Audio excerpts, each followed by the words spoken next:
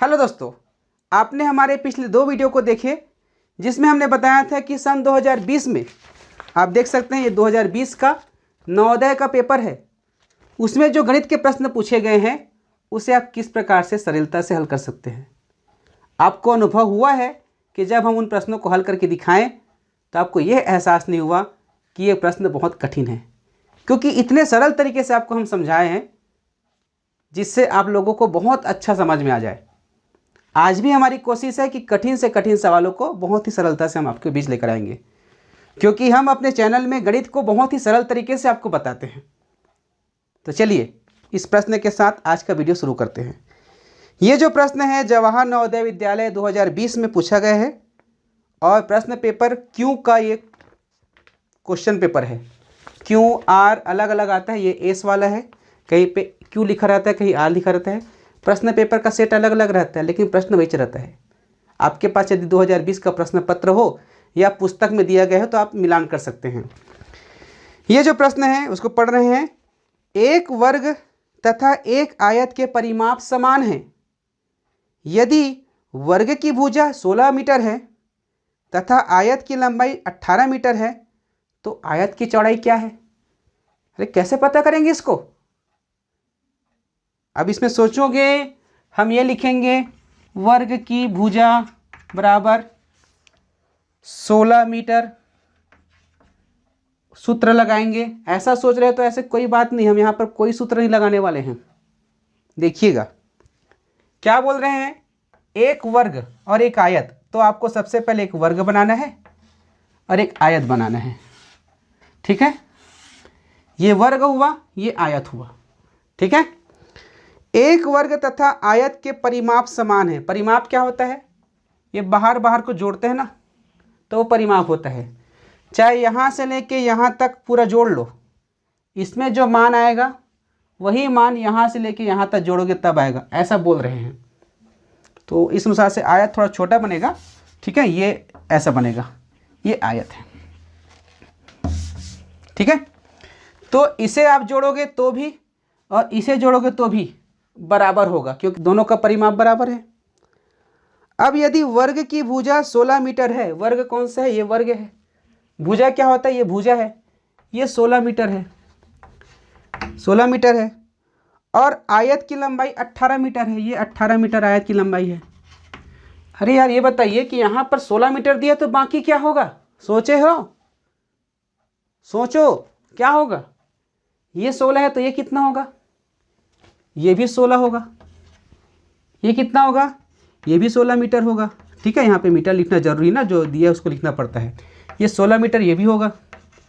ये 18 मीटर है तो ये कितना होगा बताओ? ये भी 18 मीटर होगा। अब क्या पूछा है? आयत की चौड़ाई बताओ। तो चौड़ाई क्या होता है? ये चौड़ाई है, इसको बोला जाता है चौड़ाई। इसी का लंबाई, इसी का मान पता करना है, चौड़ाई का मान। अब सोचो, दोनों का परिमाप एक जैसा है, बराबर है, तो इसका परिमाप सबको जोड़ोगे ना, 16 16 16 32 32 और 16 48 48 और 16 64। इसका आ रहे हैं 64। तो जब इसका 64 है तो ये भी 64 होगा। होगा कि नहीं होगा? तो चलो, यहाँ 18 और ये 18 हुआ 36, ठीक है। अब आपका जो मदद कौन करेगा बताओ तो? कौन करेगा मदद? ऑप्शन करेगा। ऑप्शन आपके लिए मददगार होते हैं। अब देखो यहाँ पर रख के देखो, 14 को रख के देखो, 15 को रख के देखो, 16 को रख के देखो, 17 को रख के देखो। तो जब यहाँ 15 रखोगे तो यहाँ भी 15 रखोगे। ये एक तरीका हुआ।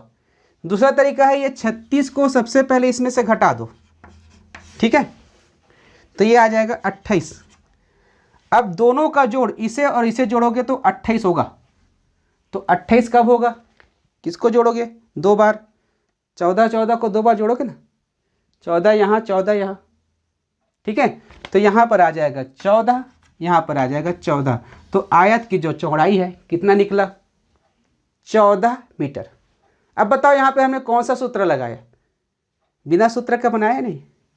तो ये जो चीज़ें हैं ना, जब आप समझ जाओगे बेसिक कॉन्सेप्ट को, वर्ग क्या होता है, उसका क्षेत्रफल कैसे निकाला जाता है, तो आपको बहुत सरल लगेगा। और बेसिक सीखना है तो आप हमारे चैनल से जुड़े रहिए और चैनल से जुड़े रहने के लिए नीचे देखिए सब्सक्राइब का बटन है, उसको सब्सक्राइब कीजिए। घंटी का चिन्ह आएगा जब सब्सक्राइब करेंगे तो। किए कि नहीं किए? चलो दबाइए उसको। दबाने के बाद देखो बाजू में घंटी का चिन्ह आ रहा है, उसको दबा दीजिए। अब आपने दबा लिया ना, तो जब अगला वीडियो मैं डालूंगा ना, तो आपके मोबाइल में नोटिफिकेशन के रूप में ज़रूर आएगा। ठीक है, तो चलिए देखिए।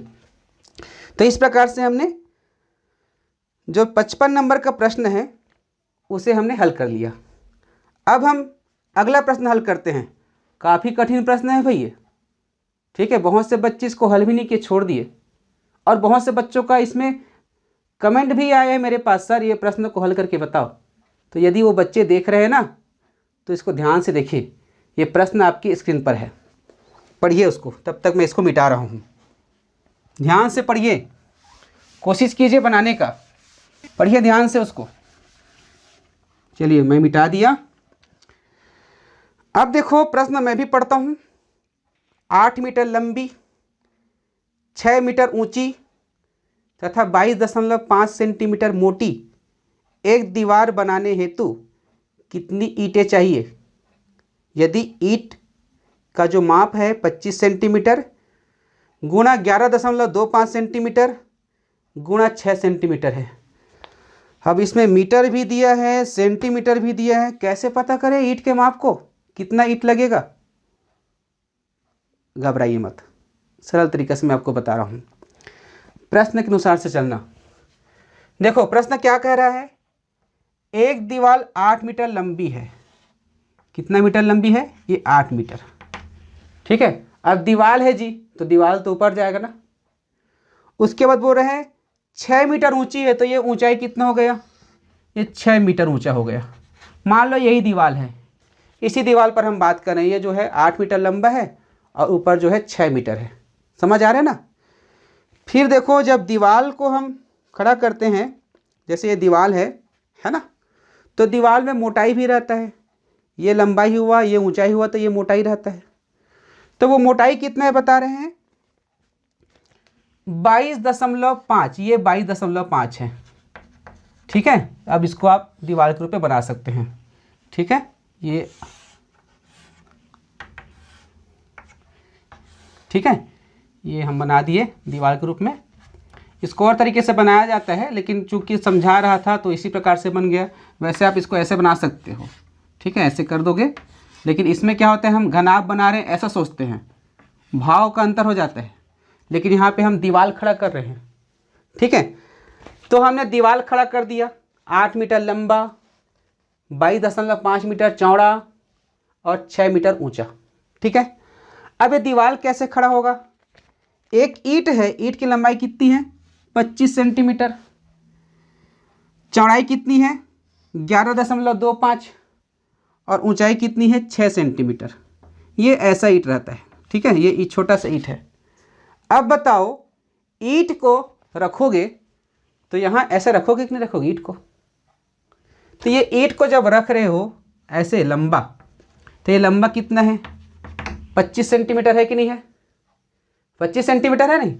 तो ये एक बार में 25 सेंटीमीटर घेरा 25 सेंटीमीटर लंबा कवर करेगा नहीं? देखिए मैं यहाँ पर सूत्र से नहीं बता रहा हूँ ना, आपके व्यवहारिक समझ से बता रहा हूँ।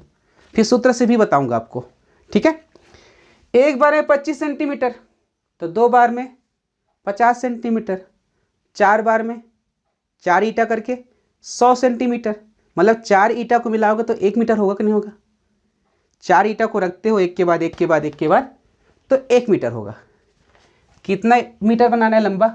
8 मीटर। तो 1 मीटर में 4 ईंटा, तो 8 मीटर में 32 ईंटा लगेगा एक लाइन में। अब वो ईंटा जो है 11.25 चौड़ा है, अर्थात देख सकते हो 11.25 अर्थात 22 का आधा है। तो 2 लाइन लगेगा यहाँ पे ईंटा का। जो ईंट है ना वो ऐसे ऐसे ऐसे ऐसे, ये 2 लाइन लगेगा। ठीक है, ये 2 लाइन लगेगा तो इसमें भी 32 हो गया। तो 32 32 64 हो गया। हो गया कि नहीं हो गया? ठीक है, अब जो है ऊंचा कितना जा रहा है? ये एक ईंटा 6 सेंटीमीटर ऊंचा जा रहा है। और कितना ऊंचा बनाना है उसको? 6 मीटर अर्थात 600 सेंटीमीटर। इसको सेंटीमीटर बदलेंगे ना भी, तो एक बार में 6 सेंटीमीटर जा रहा है, तो 600 के लिए कितना बार चढ़ाना पड़ेगा? 100 बार, 100 लाइन बनाना पड़ेगा। एक लाइन में कितना है? 32 32 64। उसके ऊपर और करते जाओगे कितने बार? 100 बार। तो कितना हो जाएगा? 6400 हो गया। तो 6400 ईटा इसका उत्तर आएगा। ये तरीका कब कारगर है? जब हमें ये नहीं पता कि आयतन कैसे निकालते हैं, घन क्या होता है, घनाभ क्या होता है, ये नहीं पता। हम तो सामान्य व्यवहारिक तरीके से बताए। हम जो आसपास देखते हैं ना, आसपास देखते हैं कि नहीं देखते हैं? कोई ईटा बना रहे हैं, दीवार खड़ा कर रहे हैं, देखते हैं कि नहीं देखते हैं? उसी आधार पे आपको बता दिए। अब यदि आप उसको सूत्र के रूप में याद करना चाहते हैं, सूत्र के रूप में समझना चाहते हैं, तो आपको क्या करना होगा? 8 सेंटीमीटर का 8 मीटर का हो जाएगा 800 सेंटीमीटर गुणा 600 सेंटीमीटर गुणा 22.5 सेंटीमीटर बटे 25 सेंटीमीटर गुणा 11.25 सेंटीमीटर गुणा 6 सेंटीमीटर। ये सूत्र रूप में है। लेकिन अभी तो आपको सरल लग रहा है ये सूत्र, क्योंकि हमने बता दिया, ये आपको थोड़ा सा याद है, लेकिन परीक्षा में भूल जाते हैं। इसलिए गणित को बिल्कुल व्यवहारिक तरीके से समझो, ठीक है? सूत्र में गणित नहीं है, आपके व्यवहार में गणित है। समझ गए? अब इसको हल करोगे ना, तो देखो 6 एकम 600, ठीक है? 25 एकम 25 चौक 100, 11.25 एकम ये दूनी, 4 दूनी 8, 8 64, 6400 आएगा। ये हल करने का तरीका है। अब आपको जो सरल लगा हल कर सकते हैं। तो मेरा कहने का मतलब ये है, गणित को आप बिल्कुल सामान्य तरीके से हल करो। कोई ज़रूरत नहीं है ज़्यादा सूत्र वगैरह आपको समझने का। छोटे बच्चे हैं, जब बढ़ जाओगे ना, जब बड़े हो जाओगे तब सूत्र को याद करते रहना।